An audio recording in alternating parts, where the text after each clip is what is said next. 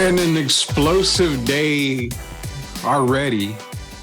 As of this recording, the San Antonio Spurs are in the upside down. Can we say that? Stranger Thing reference coming out July 1st. The final couple of episodes of Stranger Things for season, 4, 5, I think? One of the two? Season 4, yes, sir. Season 4. Okay, then there's season 5 coming out too, which is the last season of Stranger Things. So we are in the upside down here in San Antonio as your San Antonio Spurs have traded away their only all-star from a year ago, Dejounte Murray, to Atlanta for Danilo Gallinari and 3 first-round picks, which we're going to get into all that here on this explosive episode of Sweep the League. Rudy Campos Jr., Shemaya on the beats in the background, The Rock, Rocky Garza, and Stats, all of us in this one little place to talk about the huge news that is Dejounte Murray,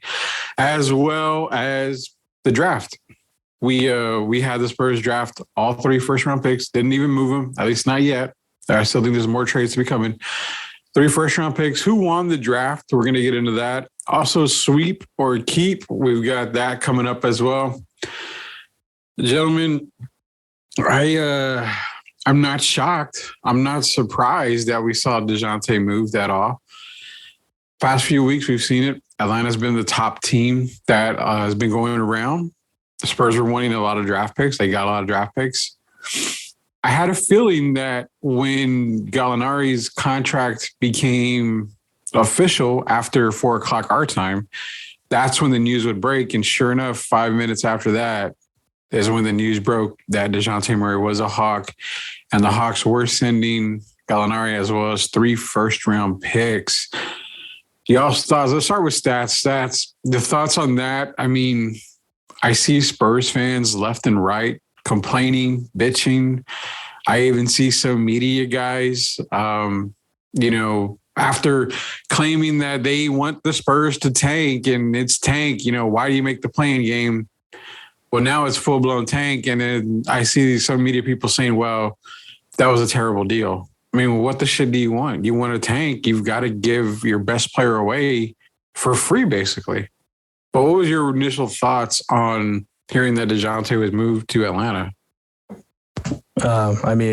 Leading up to it, we saw all the rumors and all of the potential trades and a lot of teams interested in DJ. But I'm not going to lie. I mean, actually seeing it was kind of like, whoa, seeing the official announcement of it.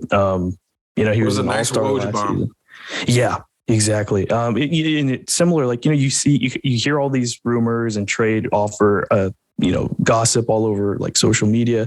So you're kind of expecting it. But when you actually see it and you get hit with the news, it's still kind of shocking. It's more like surreal shock than anything. But the Spurs are heading towards full blown tank. And I think, and again, it's no surprise in a way because the Spurs have struggled to get free agents. And I think they realize with the uncertainty of Zach LaVine, who, it still sounds like he's probably going to end up re-signing with the Bulls, or if not the Bulls, another team besides the Spurs. And then, other free agents, they probably can't get the help for DJ. So they're thinking, well, let's hit the reset button. Let's get a bunch of first round picks for him and send him off to a potential contender or potential, team that will make the playoffs. That will probably be a top 5 seed or 4 seed next season in the East with Trey. And now there's talks of even Atlanta being in the hunt for DeAndre Ayton. So they're looking good over there. I don't think they get that Ayton move for some reason. I still think the Spurs are in on Ayton. I mean, now you've got 11 picks over the next 7 years. So you can give Phoenix a plethora of picks for DeAndre Ayton. And not only that, Atlanta can basically give him John Collins, but what about picks? I mean, Phoenix is going to want picks. They're not going to want just a player swap, in my opinion. They're going to want something in return for the future. So I think with the Phoenix Suns, I mean, if you're the Spurs and you throw in, Jakob picks, maybe even a Doug McDermott, I think Phoenix likes that deal, being that it's a veteran squad. That deal makes a lot of sense for them. So I still think the Spurs have they have an option there to still go after Ayton. But you're right. I mean, according to Woj, Atlanta's not done making deals. They're going to look to move Collins, and that's going to be the surprising thing here. Where does John Collins go? Rock, Twitter's going crazy, man. I mean, I saw it. I sat back. I was laughing because you see the same shit over and over again. I mean, you're happy Spurs fans. You got pissed off Spurs fans. Everybody's pissed off because Dejounte was leaving. But when you're trying to rebuild, you've got to start through the draft. And that's where now I'm seeing like, well, that was a terrible deal. This was bad. Was it really a terrible deal? I mean, not necessarily. You got what you wanted, in which, you wanted compensation before he left. I saw a new thing that Brian Windhorst was reporting that Dejounte wasn't going to be signing an extension this summer if offered. Exactly. So in a way, the Spurs have been known to be very late, if not, just don't get anything for the players they've lost. Look at DeMar. They could have gotten way more, but they got what they barely got, and they got lucky with that sense. They let LaMarcus go. They had a DeMar Carroll, not as big as a name, but I mean, Spurs fans were real hype about him when he came in, but bought out. The whole Kawhi Leonard saga, they could have got way more if they would have pushed towards it. So it kind of signals, flesh, blood. And in a way, Brian Wright's kind of just trying to fix all the mistakes that the franchise has made in the past. You made a hell of a point, not to cut you off, but I don't think a lot of people realize that. Derek White gone. DeJounte Murray now gone. It seems like Brian Wright is putting his stamp on this Spurs team. He's bringing his own team and kind of, no, I don't mean it in a bad way. So don't think anybody out there, don't see it in a bad way, but you're kind of weeding out the old regiment or the old regime's players. If you think about it, I mean, DeMar's gone, Rudy Gay was gone, Patty Mills was gone. The last couple of guys, in the R.C. Buford Pop days, you're talking Derek White, Boston, DeJounte Murray, Atlanta. Who's left from that regime? That regime? I mean, really nobody. Mm-hmm. So you're right. You brought up a fantastic point. I started to look at that. I'm like, wow, you're consistently right. But I don't mean to cut you off. Go ahead. You got anything else? Go ahead, man. No, yeah. And so, going off that, I mean, I get Spurs fans over the years, and I'm guilty too. We've been so spoiled of the Spurs winning, being in the playoffs, and we're so obsessed with the fact of we can just add these free agents. We're close. You can say that, but let's say they would have kept the team, and you realistically somehow get an Ayton. From being a playing team, how high does Ayton elevate you? You're still going to have DeJounte, who's going to be needing an extension. Are you realistically going to pay him $40 million a year? What he would be eligible for? Is he a guard that's going to be taking you to the motherland? Don't get me wrong, DeJounte is a pretty solid guard, but is he that guy? Is there even that guy on the Spurs right now? I mean, before the whole DeJounte trade surfaced, there had been reviews that Josh Primo was getting high praise from the coaches. Whether that's true or not, I just feel like it'd be more smarter to ride with Primo and kind of look towards the future, because he's only given take 18, 19. And if he's bringing this skill set and only going to get better and grow, he arguably could be better than DeJounte ever was. Because, I mean, what was DeJounte's ceiling you're going to get higher at? What was he going to bring to the table? He's a two-way guard, but what is his big thing he's known for? His defense, yeah, but is he a scorer? I mean, Primo arguably is both ways. So why not go towards the flesh blood? And I know Spurs fans were like, well, we could have got more. But realistic, we're all just more. I mean, exactly. And what were we going to get? A franchise player? I mean, what were we going to ask for? Trae Young straight up, something like that. But I mean, Gallinari's on an expiring contract, could be bought out, and Spurs fans are going to be even more when he gets bought out, most likely. Hopefully, I mean, I kind of want to see what he does. I've always been a kind of a Gallinari guy. But I mean, those picks aren't that bad. I mean, yes, people are like, well, the Charlotte pick, it won't get conveyed to the Spurs if it's inside the 116. It's like, Charlotte's likely gonna be up there contending into that play-in spot, so they'll probably be around the 17, 18. So that's gonna be another pick. You have their own pick, which is a loaded draft class, which I heard you talk about earlier. Yeah. And then in 2020, and then over the next course of years, you're gonna have multiple picks. So what more do the Spurs fans want? I don't know, Stats. I mean, can you maybe get on something like that? Maybe you have a different perspective, because I'm not so sure that. I mean, the only deal that I heard out there that would have made more sense was the Minnesota deal, where apparently it was D'Angelo Russell and 3 to 4 first rounders. That makes a lot of sense, but you're trading a guy within the conference, and that's usually not a good thing. Spurs are known to trade him outside of the conference, so it's either going to be New York or Atlanta. I'm kind of feeling the Atlanta deal. You're getting 3 first. I mean, you're getting 11 picks overall in the next 7 years. I mean, do you see a negative somewhere in there? Not really. I think people are more just overreacting at the fact, and they have a good reason to react this way, just at the fact that DJ's moving and he's going to a different team. And I think give the fans a few extra days to kind of let it marinate, let it kind of digest and let them kind of fully understand what just happened. Because the Spurs, like I said, like they got 3 first-round picks. They're looking towards the future. Every team has its cycles of resets and championship contenders. And that's just the law of how basketball works, how sports work. Teams are going to have highs, teams are going to have lows. And I think Brian Wright made the right choice in looking towards the future, because he's looking at a Spurs team right now that's probably, like 8th seed next season, maybe, prior to this trade. So he's looking towards the future, looking to get more potential rather than looking at a plateau. And I think Jakob is next. I think he's going to get traded for sure. And so, yeah, he has to be. I wouldn't be surprised if Keldon's like a 25-point scorer next season, because he's going to have to carry that load. I mean, you would think Keldon, but I mean, you also have Devin. Primo is going to pretty much be given the keys to the house now. I think Primo is going to probably end up being your point guard with Trey Jones backing him up. The people wanted, the young guys to take over the team. So, right. I mean, what the hell? And you're right. I have the Spurs making 2 more moves, and one of them being Jakob, the other one being Doug McDermott. I think those 2 guys are going to be moved. And who knows? I mean, like I said, you're probably calling Phoenix and seeing, what do you want for Aiden in a sign-in trade? Obviously, DeAndre doesn't want to go back. You have Bradley Beal out there. I mean, you can throw a max deal towards Bradley Beal if need be. Of course, Harden opted out. You're not going to go after James Harden. I really hope you don't go after James Harden. No, I don't see any reason to anyway.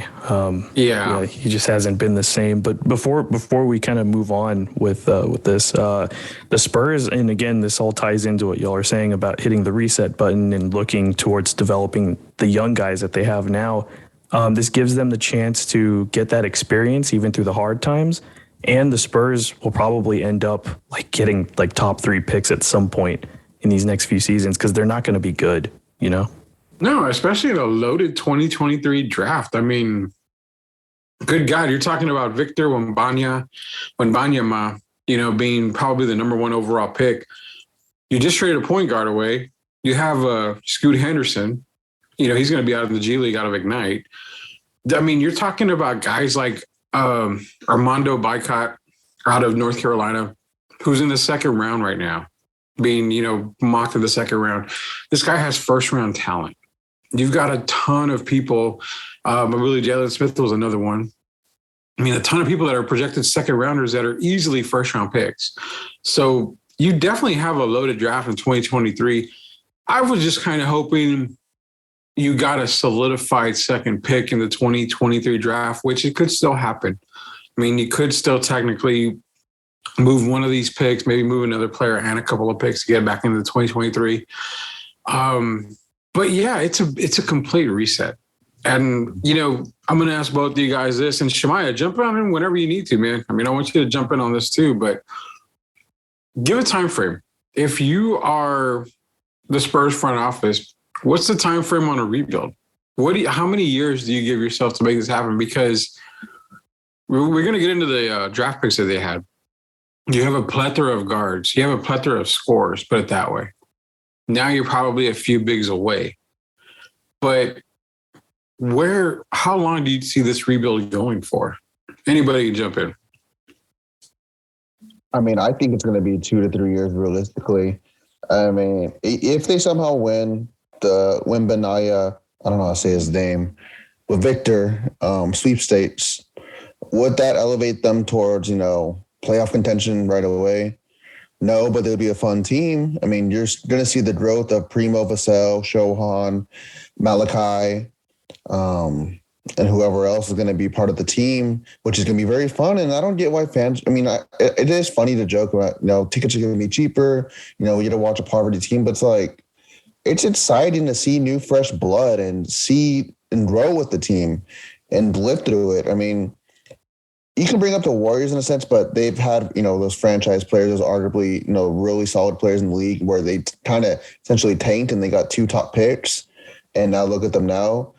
Let's just say the Spurs are kind of going around the same course. I mean, you're going to take a little contention. They have been going downhill just a little bit, but have the Spurs follow the course, get some solid players, if anything, top 10 players, and then see where you go from there. You're going to have money. You can add some players along the way. But it's going to be fun to see where they're going to be going from 2 years from now.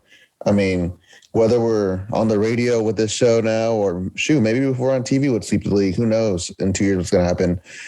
We're going to come talk about this, What do we remember from 2 years ago when we were all shocked about the Dejounte Murray trade? Look what we got from then to now. Yeah, I mean, I don't know about radio. I don't know about TV. That'd be kind of cool, but I think Shemaiah draws a line at radio. I don't think he wants us to go on TV. We have faces for radio. We don't have faces for TV. I know I don't. I don't know. You guys probably do, but I don't. Stats. Yeah, stats. Same thing, man. How long do you think this rebuild would go for the Spurs? Like rebuild is in like they're a contender or like a playoff team? Let's be realistic. Just a playoff team. Playoff team. I'll give them 3 seasons. 3 seasons, man. Okay.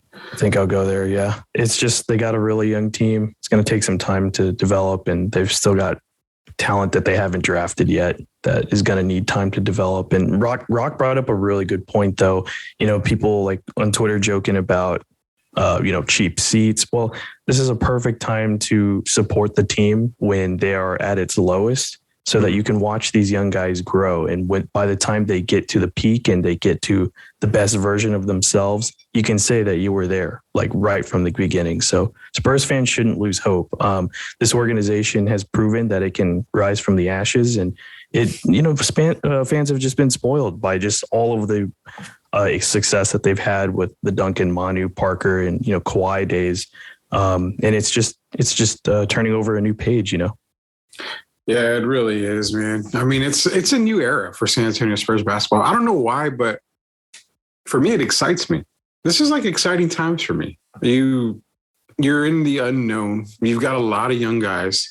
You've got a lot of cap space. So, I mean, yeah, if it's a rebuild, it's a rebuild. I've even seen the bullshit out there on social media. It's like, well, this is great because this means that the Spurs are moving to Austin.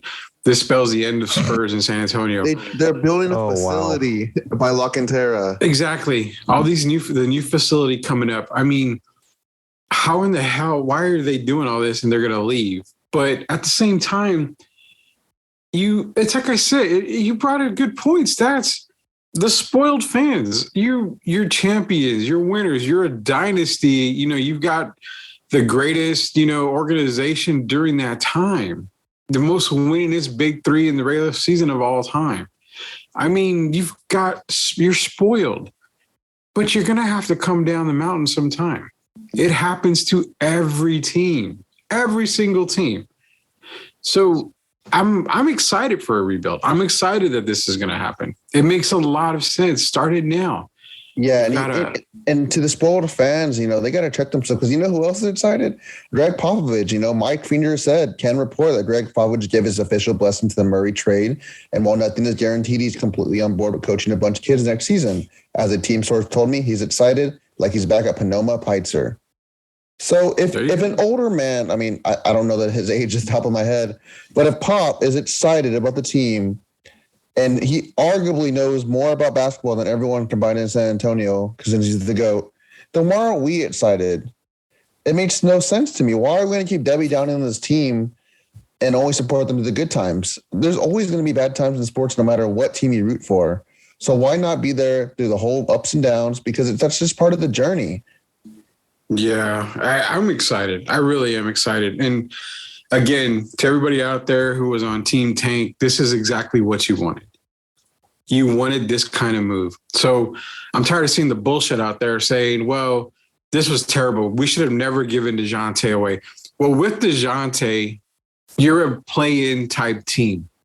You're not going to be completely team tank. So if you got nothing in return, and you got Gallinari as the only player in return, is Gallinari going to put up all-star stats? No. I mean, you're officially in team tank is what it is. You're in tankathon, basically. So you got what you want. So everybody out there, quit bitching about it. You got exactly what you wanted. You wanted a team to tank. You wanted a team to get a high draft pick next year, get one of the top lottery picks. You're getting what you wanted. So don't go around and bitch, say, well, we didn't get anything for Dejounte. You're not supposed to get anything for Dejounte if you don't want to win. I mean, it's clear as day as that. So I even put the next move I see them making I put on Twitter is DeAndre Ayton.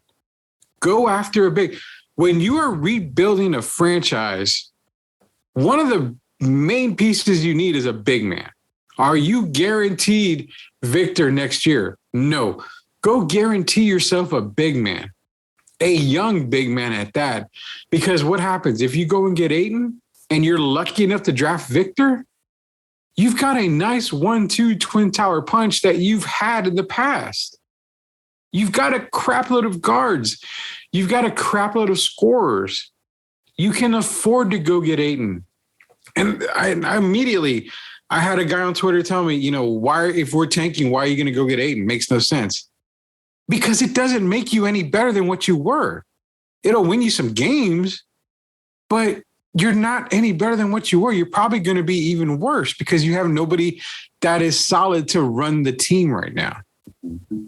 So I don't know. I guess I'm lost on that whole thing about where, you have people that wanted the tank, but then are pissed off at this trade. It makes no sense to me at all. Like at all. I don't know if it makes sense to you guys at all, but to me, it kind of pisses me off because you're getting exactly what you asked for. Yeah. Exactly. Again. Yeah. Go ahead. Go ahead. No, I was just saying I agree. Yeah, no, for sure. And Rudy and Rock and Shemaya, I think this is a lot of this too is just the fact that the news just broke and people are still like emotional and frustrated about it and trying to come to terms with it.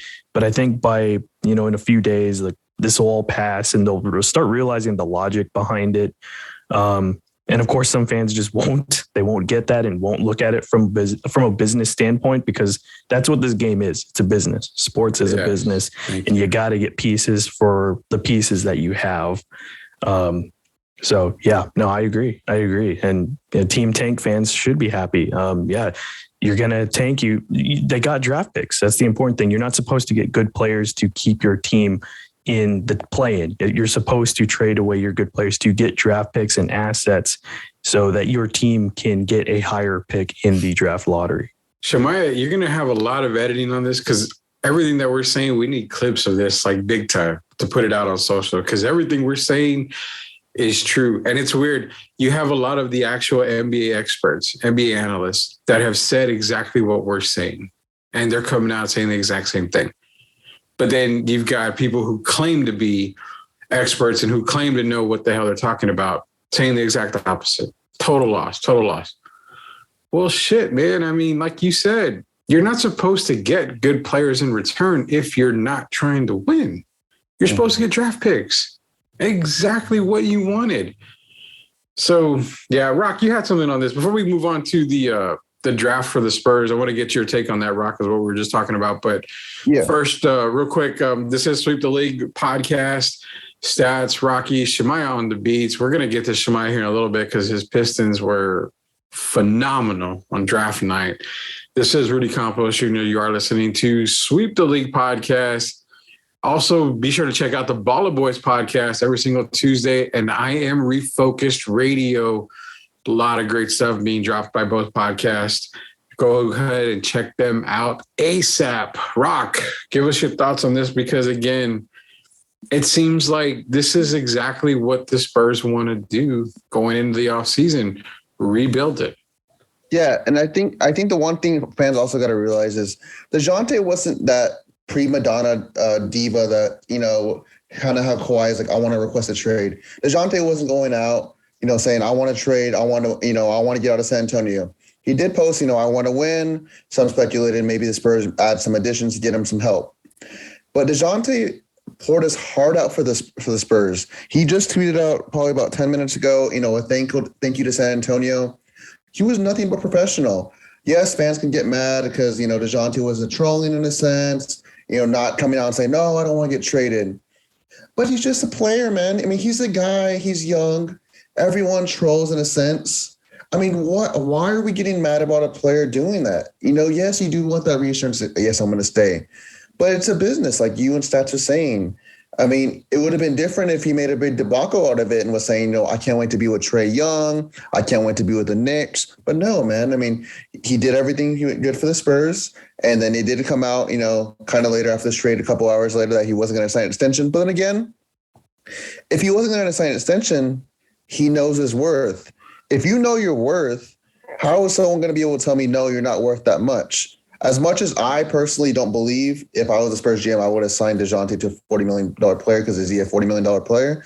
If he believes he's a $40 million player, the market says so, then so be it. What is me to tell him, no, you're not worth that much? Yes, I get, GMs tell players they're not worth that much.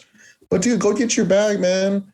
I mean, if that's on the top of your priorities plus winning, go get your bag, set your family up. Because if our roles were reversed, anyone was reversed with Dejounte, there's no way you can't say you wouldn't go get your bag. Money just runs the road, man. I mean, we're never promised another day, so why not go get your bag and live your dreams and try to win a title? He's really going to win a title in Atlanta, though? Oh, no. I don't think, because, I mean, you still got to go through the Bucks, the Nets, the Sixers, maybe, the Raptors or they're the Heat. So it's going to be tough. I mean, they're going to be a solid team, but I still don't see it. So that's why a lot of people are saying the Spurs won this trade because, I mean, the Hawks, they'll be a solid team, but, to contend, nah. I mean, unless they make extremely more moves, get real aggressive, but who knows? I know this not until 2025, one of their picks, but that's 3 years from now. Who knows if the Hawks blow this up, or if Trae Young, God forbid, gets an injury, or Dejounte, God forbid, gets an injury and they tank. It's going to be the same. No one thought the Lakers were going to be bad this year. I mean, and then look what happened. The Lakers were bad. They didn't even make the playoffs. Pelicans got their pick. Anything can happen in this league. So I'm gonna, not necessarily shit on the trade or anything, but I'm gonna actually point something out here, and people got to understand this. So basically, the Hawks have Dejounte, Trae in the backcourt for at least 2 years, minimum 2 years. Now Trae is signed through 26-27 season, but that 26-27 season is a player option. So look at what the Spurs got. The first pick that they got from Atlanta that's unprotected is in the draft of 2025. So say Trae decides I'm bolting Atlanta after that season. Atlanta becomes a lottery team. So you're looking at 26 and 27 that you got from Atlanta. If there is no Trae Young, and obviously Dejounte probably won't be there too if Trae's bolting, you have just solidified 2 lottery picks in 26 and 27. Probably high lottery picks. People don't see the future when it comes to this shit. It's a magnificent move by the Spurs, because who's to say Trae Young will stay in Atlanta? Can we guarantee that? If he hasn't won anything in Atlanta, do you really think he's that type of player to say, I'm committed? I'm a Giannis Antetokounmpo and I'm going to stay where I'm at. I'm a Tim Duncan. I'm a Kobe Bryant. I'm going to stay where I'm at. Trae's a part of the new blood in the NBA. He wants to win, and he wants to win a title. You don't see him bolting to go play for the Warriors or somebody like that that's kind of already loaded. It happens in the league. So I am all fine with that. If Atlanta decides to blow it up at the summer of 2025, 26, Jesus, the Spurs are going to have 2 lottery picks probably in 26, 27. People don't see that, man.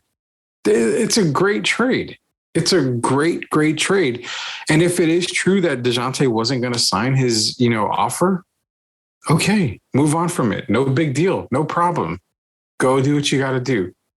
And I think that's where a lot of fans don't see. They just see, well, we're not getting anything now for it. But Rome wasn't built overnight. It takes a little bit of time. So I think it's going to take a little bit of time. They actually have a lot of pieces in place to compete. They're just probably, instead of being 1 or 2 players out, they're probably like 3 players away from being a playoff team. And that's where free agency comes in. That's where making a sign and trade comes in. You have enough capital now and assets in the draft to make those trades. So I just wanted to point that out. Those late picks are actually good because that's the end of Trae Young's contract. So the Spurs are probably banking that, hey, you know what? If they're not winning, Trae's going to bolt. So what does that make Atlanta? Screwed, because then they don't have a pick. They have a pick swap that year. But say the Spurs are bad and they swap picks with Atlanta. I mean, Atlanta gets the number 2 pick, Spurs are number 4. Well, guess what? Spurs get the 2nd pick of the draft. I mean, bonus. And then say you still suck, 2027 rolls around, Atlanta still sucks, you could potentially have the 1st and 2nd pick. I mean, there's unprotected picks. That's the thing. Unprotected. That's the key word right there, unprotected. So, so getting into draft talk, I mean, we want to talk here a little bit about the draft. Spurs went out. They drafted 3 guys in the 1st round, Jeremy Sohan, Malachi Branham, and Wesley. I'm going to say it, guys. My pick was Benedict Mathurin. I was hoping that would be a way the Spurs would get him. I think he's going to probably be Rookie of the Year, in my opinion. I mean, the guy is a baller. But before we get into the Pistons picks, the Spurs, are you guys satisfied with the draft that the Spurs had? Personally, I say it was an A. I mean, it's definitely an A. They solidified, the guard position. They brought in a 6'8", 6'9" guy that is a tremendous defender. He's being compared to Boris Diaw. I completely see that. But if you really work with him, you've got yourself another Kawhi Leonard. Easily. Just work on his offensive game, get him, up to par. The guy is a master at defense. So I say it's an A definitely. I can't say A+, maybe A- for the draft, but that's my opinions on that. What do you guys got as far as the Spurs draft goes? Yeah, I'll just touch on Sohan, but man, this guy, and I really like your comparison with the Kawhi there, because that's exactly the first thing I thought when they drafted him too. Is, man, the more I looked into him, man, this guy's like a defensive specialist. He has the potential to cover every position on the floor. He could be a rim protector. He can cover smaller guys, and he's got the size and versatility and agility to do it. He can shoot threes too. Of course, his consistency has to get better. But again, like you said, the Spurs are very good at unlocking and developing a player's offense, which is exactly what they did with Kawhi, because he came into the league as more of a defensive specialist. And as we saw over the years, he developed his 3-point shot, developed his ability to, get to the rim and draw fouls. And I think the Spurs see a very similar build in Sohan. So I think this was a pretty good pick. I know it got a little bit of flack from certain people, but the more you kind of dig into it and look into the player and what his skill sets are, guy's got a lot of potential. Oh yeah, man. Definitely a lot of potential. I like the Sohan pick. I wasn't sold on it so much, but then again, with not very many options there, I mean, you could have gone Jalen Duren, obviously, but there's something about Duren that probably didn't feel right. Spurs kind of knew it already. So I think one of the concerns was motivation as far as his character work goes. ethic. Yeah, exactly. Yeah, that was I think I read a draft profile, and that was on one of his weaknesses as one of the concerns for him. Yeah, Rock, where are you ranking the Spurs draft picks? I mean, I personally liked it. Me and you kind of touched base during the draft and after the draft about the picks. I mean, I liked Sohan going in, but I thought they were going to go Benedict or Johnny. Johnny was there. I know Spurs fans would have just blown up Twitter and probably just blown their minds if they would have went with another guard, which wouldn't have been a bad pick because, Johnny Davis is a baller. He's going to ball out for the Wizards, but we'll have to see how he meshes with Bradley Beal if Beal does resign. But Shohan's, I listened to what you said earlier on the podcast with Jeff Garcia about Shohan. I do agree that Shohan could get some time in the G League, which would be beneficial for him. But Shohan is going to be a guy that's now going to get even more minutes because, who else is going to get the minutes now? They're going to need to play him. But he's going to be a guy that's going to surprise a lot of people. He's known to be able to switch in any position. He has great fashion sense, just kind of adding that in there, like his lavender suit. We had to get the fashion talk by yeah. Robert. I love it, dude. Yeah. I love his fashion, man. Even Manu was saying, he needs some fashion tips. So, but I think Shohan he kind of reminds me of Keldon with his character. He's just a likable guy. He's going to go in probably in his first year, do the dirty work, like people compared him to a Draymond in a sense. And he'll get his buckets here and there, but you're not expecting him to drop double digits off the bat. Maybe borderline 10, but it's going to be multiple jumps and it's just going to be a wait. We have all the time in the world now because we're tanking. So it's going to be exciting to see what Shohan's going to do. The sky's the limit for this guy. And a lot of people said he was a steal of the draft, but more people seem to be more hyped about the Malachi pick. I didn't really know much of him, but after reading his draft profile and seeing who they got, dude, this guy's a heck of a baller. And you're going to fall in love with Malachi Brown. You're going to fall in love. This guy gets buckets and he can get to his spot. He's put it this way. Mm-hmm. He's a more polished Josh Primo. Get to his spot, but he can get there and score it quick. The guy is going to be phenomenal. I'm hoping that we get more of him on the main roster than in Austin, but I wouldn't be surprised if he's in Austin for a majority of the year. But Jesus, this kid's going to be good. You're talking to a guy that should have been a lottery pick, hands down, dropping all the way to 20th. This has Keldon Johnson written all over it. A late first round pick. And you and I know, Rock, we were in the pre-show for this Project Spurs NBA draft show. And I brought up two guys and kind of got a little flack for it. But I was like, Malachi Brown and Blake Wesley. Mm-hmm. Where did they go? Both drafted by the Spurs. Perfect sense for the guys. And I feel that way. You're going to love Malachi. You're going to love Malachi Brown. The kid is a baller. And Wesley, if he can learn to calm down and play controlled, they hit it out of the park. The only reach in the entire draft was Walker Kessler at, I believe it was 22. Mm-hmm. Outside of that, the first round went pretty damn good for a lot of the teams. One of them in particular is Oklahoma City. Oh, yeah. They had a tremendous draft again, but edging out Oklahoma City is Detroit basketball. The Pistons nailed it. Cade Cunningham with Jaden Ivey in the backcourt. Wow. Then you go and get a Jalen Duren. Then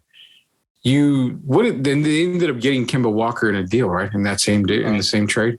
So you have, I don't know if he's been cut yet or if he's been bought out, but if he hasn't, you've got Kemba Walker who's able to come off the bench and spell time for these guys. Sadiq Bey, Isaiah Stewart. No Bagley. Pistons are up. They're getting up there. I literally think they're a player away, and I'm thinking maybe a veteran away from being a playoff team. That's how close they are for me. Oklahoma City, they went up 2 notches after this draft. Mm-hmm. But those two teams and Memphis, an already loaded, and not only that, Golden State reloaded again with Patrick Baldwin. Good God, you've already got 2 of the best shooters in the damn league, and you go and get Patrick Baldwin, who's a shooter at 6'10".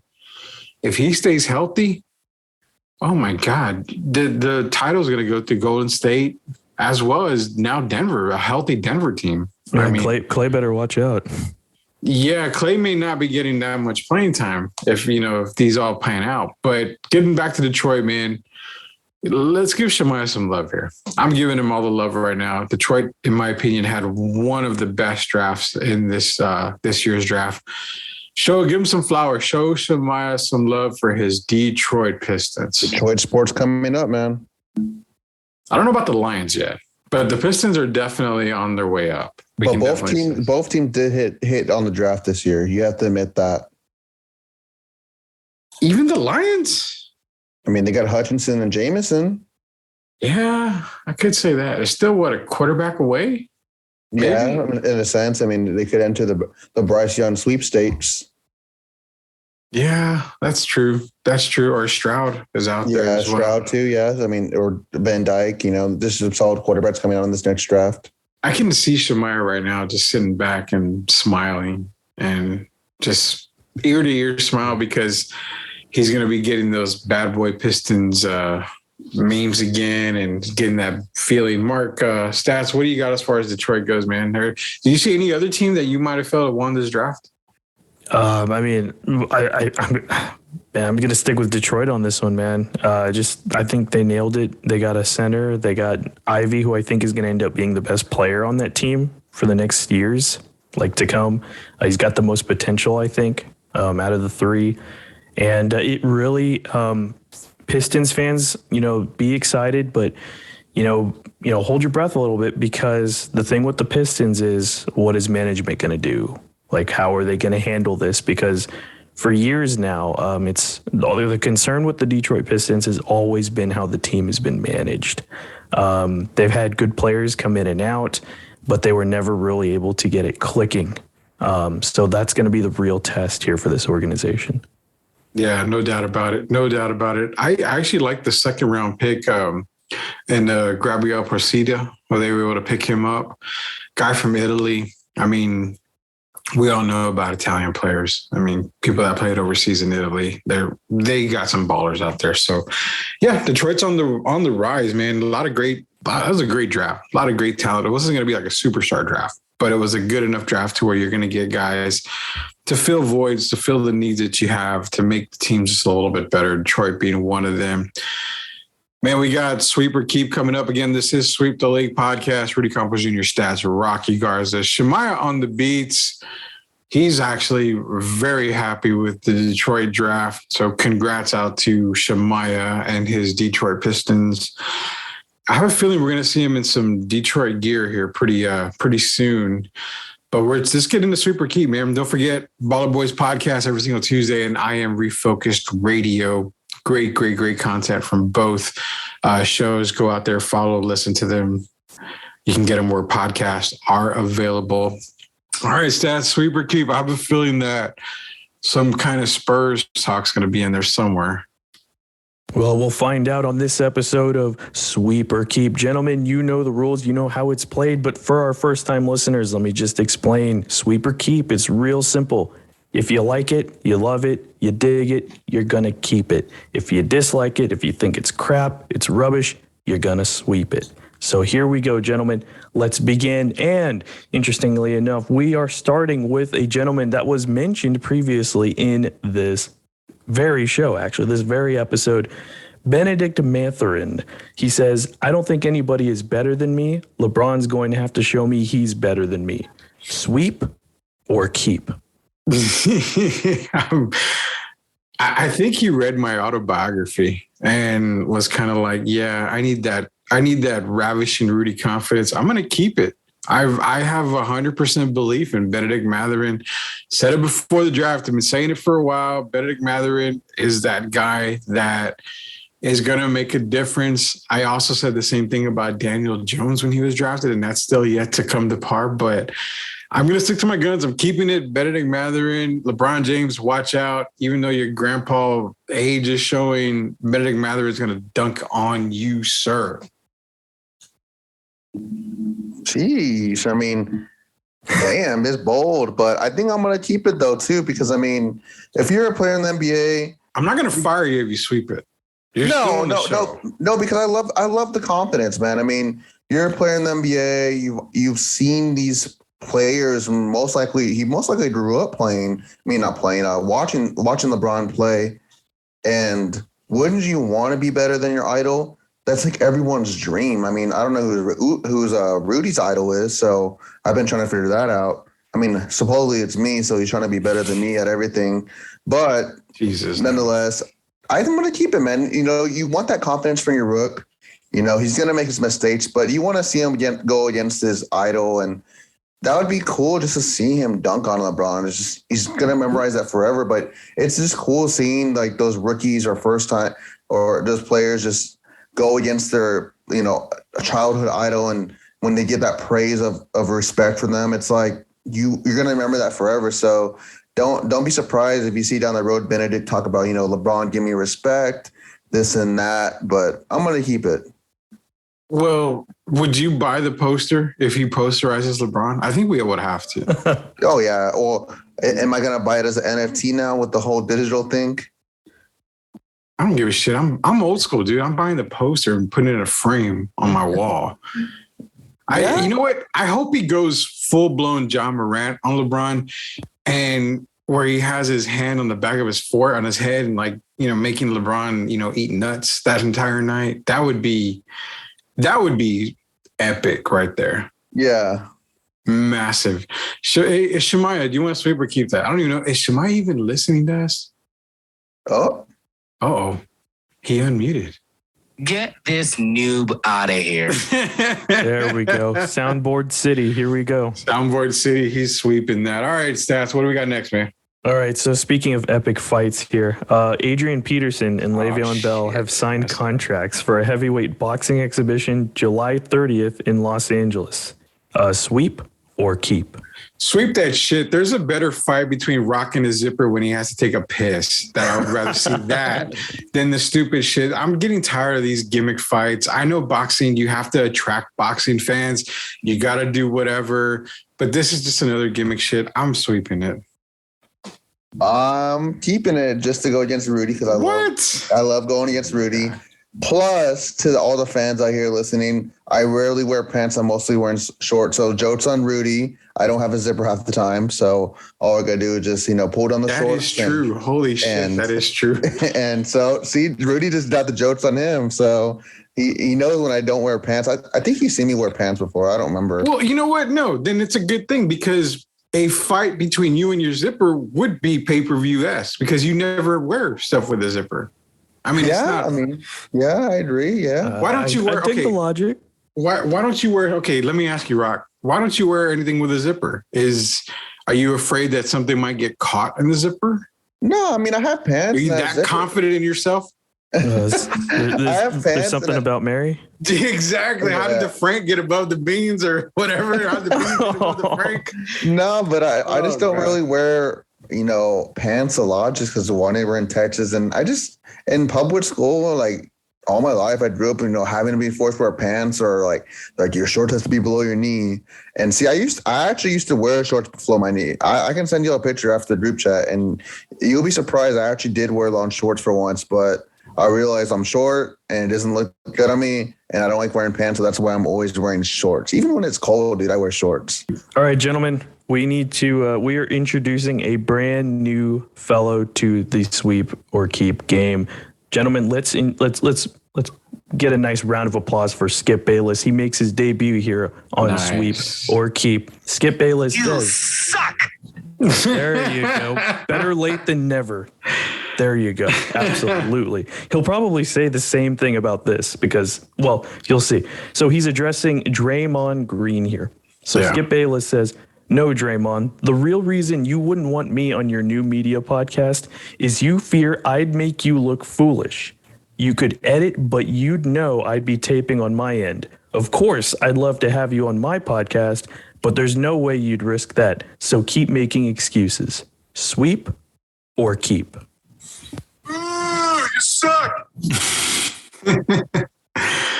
Oh, God. This is a tough one. Rock, I'm going to let you go first on this one. I'm going to sweep this because I don't know why Skip is even saying that in a sense. If anyone's listened to the Draymond Green show, he spits a lot of points out, and he's calling out these people that just like saying bull crap about things just to get ratings. I mean, he's called out Kendrick Perkins, and Kendrick Perkins replied with the video that he did take down, where he called him a derogatory word. I can't enunciate right now, but Draymond's podcast is really smart and just giving you that point of view of how he really knows the game and just calling out everyone. I think one example I can give is when Nick Wright, that everyone knows is one of kind of like a Skip Bayless in a sense, but he told out Nick Wright saying that the Warriors never had a chance. And then when the Warriors won, he was like, oh, the Warriors were good. This is why they won, this and that, praising them. And he called them out saying, no, don't jump on the bandwagon now. We'll respect you if you say this is why we didn't shoot. Well, this is why I didn't choose you. He calls out a lot of players. And he just wants everyone to be real.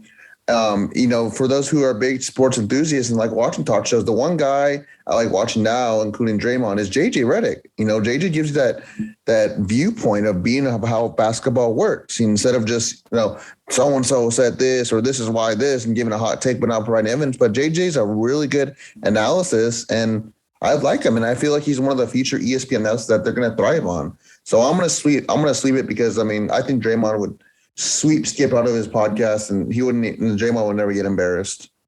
Skip Bayless, also a supposed Spurs fan. I don't know about now. Is he? Can we get confirmation on that after the trade?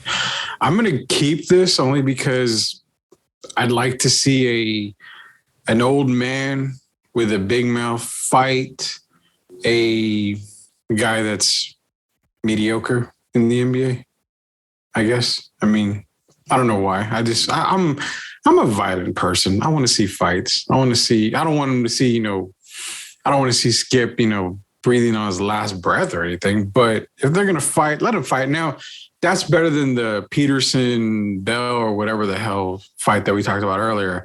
Now, if you tell me Draymond's fighting Skip, then I'm probably dropping a few bucks to see that. And I'll definitely keep that. I'm going to keep that right there. So that's my take on that. We got any more? Yes, sir. We got one more. Now, here's what I'm going to do on this one. I'm going to say the quote first, and then I'll let you know who said it to who. Okay. All right. So this was from October 24th, 2019. You had the last 5 years. The next 5 years are mine. This was Patrick Beverley to Steph Curry in 2019. Wow. Well, you almost have to sweep that, I think. Patrick Beverley, he's like that annoying fly that you just can't get away from. And I'll be honest, every team he's been on has been a playoff team, right? They've made the playoffs. So obviously there's something about him, but he's just a dirty fucking player. And I don't like him at all. So anything dealing with Patrick Beverley, I'm just sweeping it. I don't like the guy. I respect him because he made the NBA. He's playing in the NBA. His team wins, but I'm sweeping it. I don't like the guy at all. If he retired today, I'd probably throw a party at Peter Piper's. Oh, I'm going, dude. I'm going. Reserving a pitcher of beer and some pizza. I'm sold, man, dude. Heck yeah. You got to get a good workout in after that, though. Nah, I'll be all right, dude. We all live once. We all live short, so you got to eat good when you can. So we're all right. Yeah, make sure and eat all your Peter Piper pizza then and there, though, because it's inedible, once you take it home. Yeah. It's kind of like Little Caesars, man. You can't eat it cold. It kind of just tastes different. I don't know about y'all, but it tastes different to me when it's cold. Is the best fast food Pizza Hut? I love Pizza Hut, but people think it's Domino's. I'm like, bleh. I don't know. Pizza Patron, man. Pizza Patron. That's a hot take right there, man. Wow. I like me some Pizza Patron, man. Pizza Hut stuffed crust was like my childhood, man, but I don't know. Pizza Hut stuffed crust was the reason why I was a big fat person. Man, but I was a big tubby too because of that. When I was balling on a budget, man, and go to CC's, ooh, yeah, Rocky, there you go. Did you still scoop off or slide off 3 slices worth of toppings on one bread? Dude, heck yeah, I did. What the hell are y'all talking about? Yeah, man. No, because you don't want to fill up on carbs, dude. You want to get your money's worth. So what do? You load up on the good stuff, which is all the toppings, and you only eat one bread. I didn't know that. Yeah, it's like a life hack at CC's, man. Mark's thinking outside the box over here, dude. Hell yeah, I need to get with y'all on that. Maybe I can go back to CC's. Just don't eat the crust or the bread. I miss pasta. I don't know why we're getting off subject, but I'm just missing pasta left and right here. Well, I mean, that was a good segue because that's the end of sweep or keep. So, yeah, now y'all got me thinking about pizza. Y'all suck because I haven't had real pizza in a long ass time, almost like 2 years. It's been since I've had pizza. I've only had like what is it? Cauliflower crust pizza, which is still good, still great, but that's still pretty good, Rudy. It's really, really good. Yeah. Really good. But if I ever want to look like Shemaiah, you or The Rock, I need to just give it all up completely and hit the weight room so I can give me my my abs of steel and all that stuff. Like I said, all three of you guys are male models compared to me. I'm still in a dad bod. That's kind of bad. I mean, I still got some flabs of steel over here. Flabs of steel. I'm working on the abs part. Nice. Well, man, we've talked about San Antonio Spurs ball because Dejounte is now an Atlanta Hawk. We're pretty much all in agreement that it was a good move. Really good move for the Spurs to move Dejounte Murray, considering that if what Brian Windhorst did say is true and he wasn't going to sign his extension, you got to move on as quickly as possible. Get what you can for him. Everybody on Team Tank, hey, man, you got your wish. I mean, they're going to tank now. It seems like they're going to be a pretty bad team, but keep in mind those draft picks towards the end of the decade, because they are 26, 27, 25, 26, 27. That's the end of Trey's contract. So that might be potentially some lottery picks there if Trey does not re-sign with the Atlanta Hawks. So yeah, then I was talking about the Spurs draft. We still think Detroit won the draft. It's one of the teams that did win the draft out of a couple. Detroit did come out with the victory cigar, the Red Arbach cigar in this draft. And then sweeper keep, Rock apparently wants to keep everything. I mean, I don't know what the hell he swept tonight. I can't remember offhand. I got to start keeping tabs on that. So he wants to keep everything, including the beans above the Frank or below the Frank. He wants to keep it below the Frank. The one thing I do want to keep again is free agency starts at midnight tonight. So we should see some fireworks tomorrow. I would laugh if the Spurs just go all out and just sign all these players and just see Spurs Twitter explode even more. But you wake up tomorrow and it says Spurs have made a qualifying offer to Ayton, made a qualifying offer to Bradley Beal, made a qualifying offer. Like, holy shit, really? Dude, wait, hey, what if in an alternate world, we got rid of Dejounte and all that, and then we're just like, you know what? We're just going to sign all these, solid free agents and just make a solid team and compete without Dejounte. And we do better. That would be funny to me, but I mean, that's not going to happen. So, but I hope the Spurs do sign some solid players and move on from the Doge and the Jay Riches and the Pirtles of the road. Get those big contracts out, even though I like Pirtle, but got to get as high as value you can, man. There you go. Rock is, real quick before we close up shop here, I just want to say thank you, Lonnie Walker, because he's most likely out, and just want to say thank you to the guy because, team first player, played with a lot of heart, a lot of passion. Embodied everything that a Spurs player would have. Great community guy too. Fantastic community guy. So yeah, if Lonnie Walker does not stay a Spur, we wish him the absolute best on wherever he goes, as well as Dejounte. Wishing you the best in Atlanta. I mean, you did all that you could here for San Antonio, and no harm, no foul, no hate, no nothing. You're a Hawk now. Enjoy it. Wish you the best of luck coming out of the East. If you so happen to play the Spurs in the finals, then sorry, we're going to root for San Antonio. But to see if that ever does happen, one thing that is guaranteed, though, is we're done with this episode. And we'll be back next week for another episode. We're going to be dropping something this weekend. Hopefully, it'll be an interview with Jeff Garcia. We're going to get his draft aspects because he was at the actual NBA draft, as well as some Dejounte Murray talk with Jeff. We should be dropping that this weekend here. So for the Rocky Garza, Stats himself, the ever so quiet tonight, Shemaiah on the beats, Rudy Campos Jr. This is Sweep the League again. Go check out Baller Boys Podcast and I Am Refocused Radio. Baller Boys Podcast drops every single Tuesday. I Am Refocused Radio drops throughout the week. Great content. This is Sweep the League till we see you guys again next week. I don't see you. Oh, yeah.